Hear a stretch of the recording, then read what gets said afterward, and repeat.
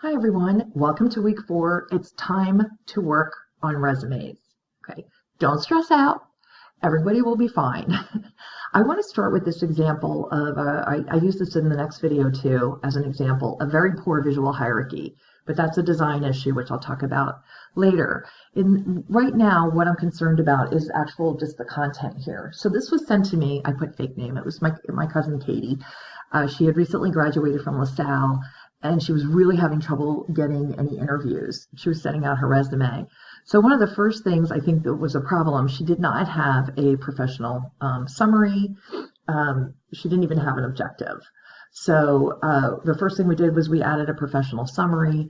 And then I had her really work on, she wanted to work in pharmaceuticals. She wanted to show that she had lab experience.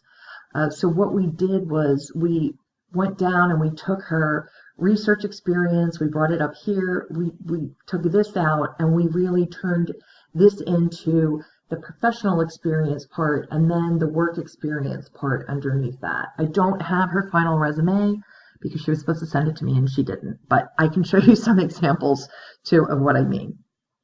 So here we go. This is a real live resume from somebody that I worked with last year.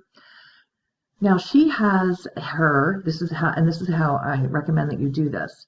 Instead of just going with a chronological work experience where you're going to have some relevant experience mixed in with some like more just sort of work experience, like a retail job.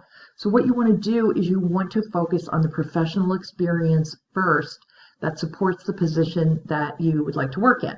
So here she has, this is kind of a general category, but it's professional experience. She did she was a publicist, marketing communication, account manager. I would even have put maybe even something like marketing and public relations experience, but professional experience is fine. It depends on how you want to do it. Let's look at another example.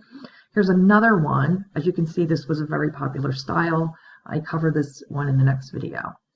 So this one, I like the way that she did this. I thought it was really strong. She did her digital communications experience, web content creation experience, and social media experience. She really broke this out based on, and this is a student who had a lot of internships and a lot of professional experiences by the time she finished. So then she also needed 2 pages, and she did that. But I really like how she had how she was able to, put these into categories, and it was based on, how she was looking for jobs.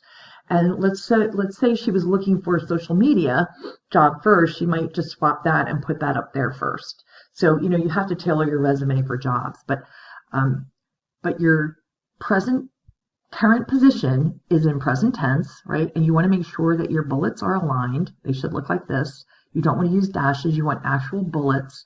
And that way they align properly and you don't get the second line coming out here and it doesn't look messy. The date really should be on the right according to how the ATS systems work. Apparently that's where they are going to be looking for them. So I think this is a smart setup. And what else did I want to mention about this one?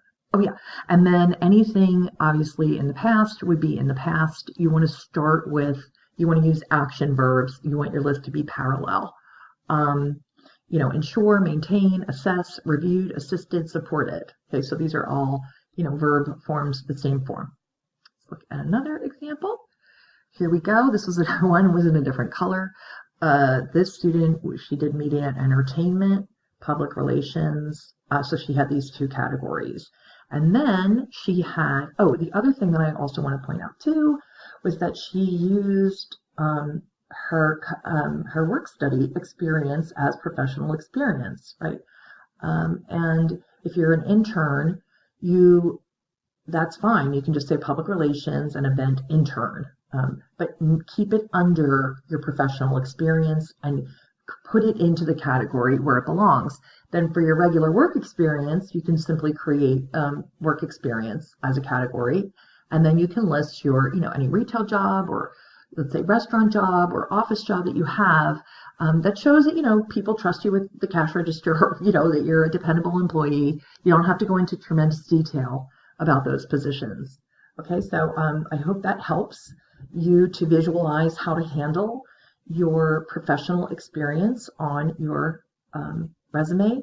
The other thing I want to mention too is that when you are doing your skills, don't mix like actual like platform or software skills with attribute skills. Like you don't want to have leadership, Adobe software, like you don't want to have time management, Photoshop, you want to keep like with like. So if you want to have, leadership qualities, time management, organizational skills, that's fine.